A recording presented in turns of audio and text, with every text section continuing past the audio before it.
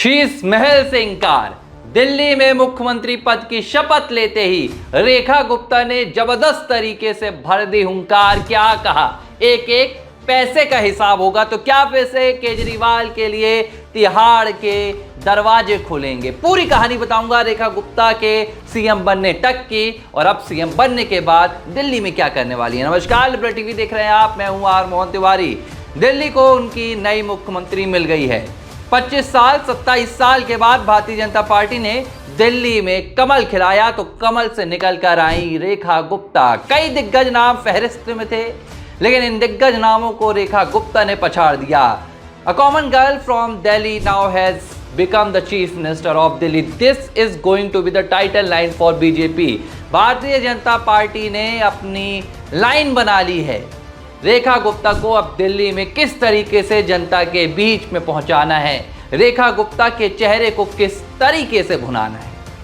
पहली बार की विधायक शालीमार बाग से जीत कर आती हैं। इससे पहले 2 बार पार्षद रह चुकी हैं, और इसका पहले का अगर राजनीतिक इतिहास तलाशा जाए तो कुछ नहीं मिलेगा, सिर्फ छात्र संघ की अध्यक्ष मिलती हैं।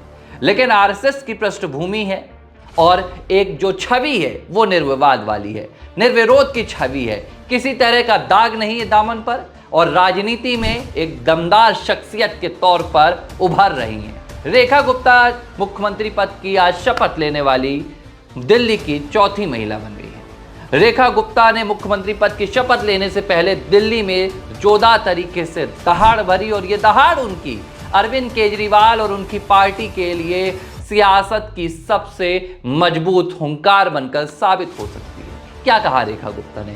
रेखा गुप्ता ने आज दिल्ली के रामलीला मैदान में मुख्यमंत्री पद की शपथ ली। इस दौरान भारतीय जनता पार्टी का शक्ति प्रदर्शन भी देखा गया, दिग्गज चेहरे नजर आए। हरियाणा के मुख्यमंत्री, प्रधानमंत्री नरेंद्र मोदी जैसे दिग्गज नेताओं के मार्गदर्शन में रेखा गुप्ता दिल्ली की मुख्यमंत्री बनी। इससे पहले रेखा गुप्ता ने एक बात की। रेखा गुप्ता ने कहा वो शीश महल पर नहीं रहेंगे, यानी कि वो शीश महल दिल्ली के पूर्व सीएम का वो घर जिसे लेकर भारतीय जनता पार्टी ने पूरे दिल्ली चुनाव में अभियान चलाया था, अरविंद केजरीवाल जहां निवास कर रहे थे। जाहिर सी बात है, ये भाजपा के सामने एक बड़ा सवाल था कि भाजपा ने जिस मुख्यमंत्री निवास को शीश महल का नाम दे दिया था, क्या अब वहां पर भाजपा की मुख्यमंत्री रहेंगी? अगर ऐसा होता तो ये भारतीय जनता पार्टी के लिए एक मजाकिया लिहाज से देखा जाता कि भाई आपने जो बात कही आप तो उसी को नहीं स्वीकार रहे हैं। ऐसे में रेखा गुप्ता ने दो टूक कह दिया, उन्होंने कहा मैं शीश महल में नहीं रहूंगी। अब दूसरी बात, दिल्ली की मुख्यमंत्री बनने से पहले रेखा गुप्ता ने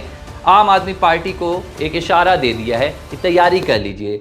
रेखा गुप्ता ने कहा कि दिल्ली की जनता के एक एक पैसे का हिसाब होगा। अपने आप में रेखा गुप्ता का यह बयान आम आदमी पार्टी के ऊपर लगे भ्रष्टाचारों के आरोप के इधर गिधर घूम रहा है, भ्रष्टाचार के आरोपों के इर्द गिर्द इशारा कर रहा है कि मेरे मुख्यमंत्री बनने के बाद अब आम आदमी पार्टी की और भी शामत आने वाली। तो सवाल ये उठता है कि क्या अरविंद केजरीवाल जिन भ्रष्टाचार के आरोपों से घिरे थे, जिन भ्रष्टाचार के आरोपों को लेकर 2 बार जेल का चक्कर लगा चुके हैं, मनीष सिसोदिया, संजय सिंह, क्या रेखा गुप्ता के सीएम बनने के बाद भ्रष्टाचार के आरोपों की वो पुरानी फाइल और कई नए और भी मुद्दे निकाले जाएंगे? रेखा गुप्ता ने साफ कर दिया है कि वो भले आम आदमी के बीच से उठकर आई हैं, भले एक सामान्य परिवार से उठकर आई हैं, लेकिन दिल्ली में वो आम आदमी पार्टी की मुख्यमंत्री आतिशी जैसी टेम्परेरी नहीं है।